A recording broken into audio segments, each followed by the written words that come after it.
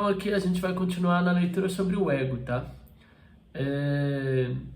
A gente começa aqui respondendo a pergunta: o que é o ego? Então hoje ele fala o seguinte: o ego é exatamente o oposto do verdadeiro eu. O ego não é a pessoa. O ego é a decepção criada pela sociedade para que as pessoas possam continuar vivendo na fantasia e nunca se perguntarem a respeito da realidade. É por isso que insisto que, se o homem não abandonar o ego, nunca vai chegar a conhecer a si mesmo. Então, tipo assim, como hoje mesmo está falando, o ego é uma ilusão que a sociedade criou, né, para o homem não conhecer de fato a realidade. E por que o homem não pode conhecer a realidade? Porque é perigoso para as autoridades. Porque quando o homem conhece a realidade, ele se torna inteiro e completo. Logo, uma pessoa inteira e completa, ela não é controlada. Uma pessoa inteira e completa, ela é corajosa, ela é autossuficiente, não depende das coisas para ser controlada, entende? Bom, quando a gente nasce, a gente tem o nosso eu autêntico. Depois a sociedade cria um falso eu. Você é cristão, você é católico, você é branco, você é alemão, faz parte da raça escolhida por Deus e deve governar o mundo e assim por diante. Ela cria uma falsa ideia de quem são as pessoas. Ela lhe dá um nome e em torno do nome cria ambições e condicionamento. Então, por que ela dá um nome? Por que ela cria ambições? Por que ela cria condicionamento? Porque se as pessoas, elas não... Vou dar o caso do Hitler, é um caso mais polêmico, né? Mas se o Hitler não conseguisse colocar na cabeça delas que elas eram da raça escolhida, né? O sangue puro, né? E que devem governar o mundo, e que os outros são algo a ser eliminado.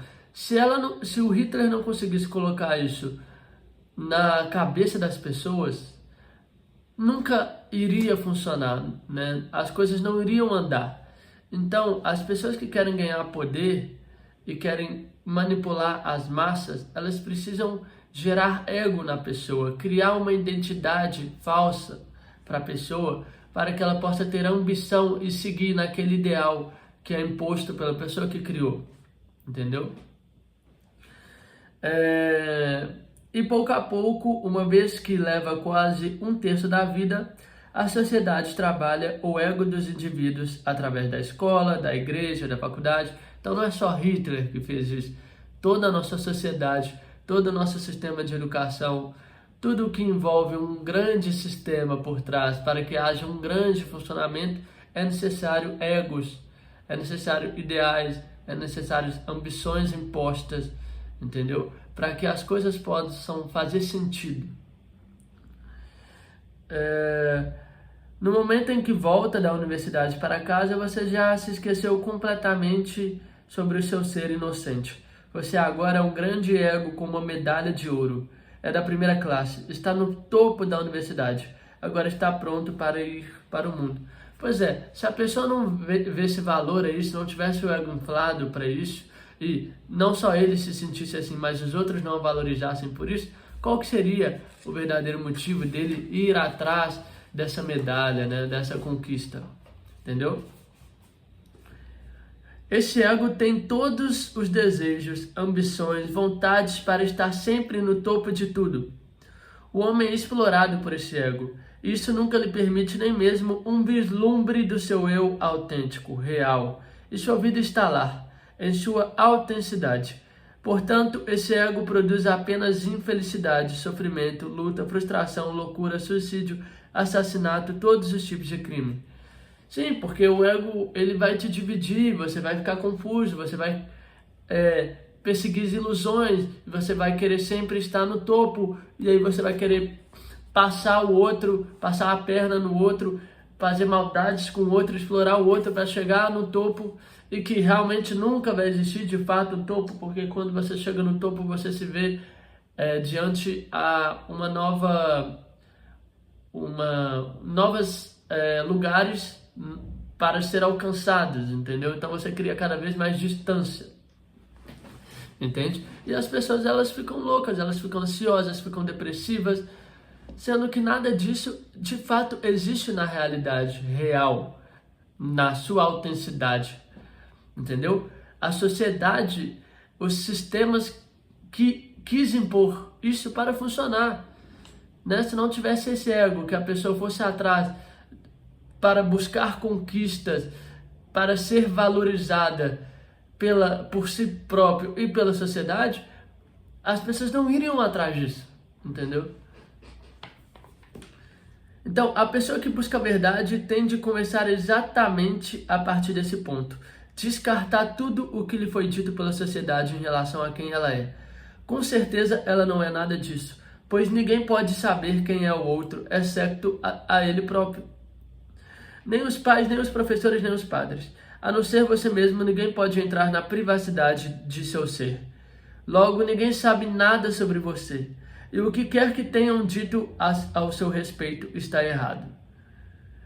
Coloque-se de lado. Desmantele todo o ego. Ao destruir o ego, você vai descobrir o seu ser.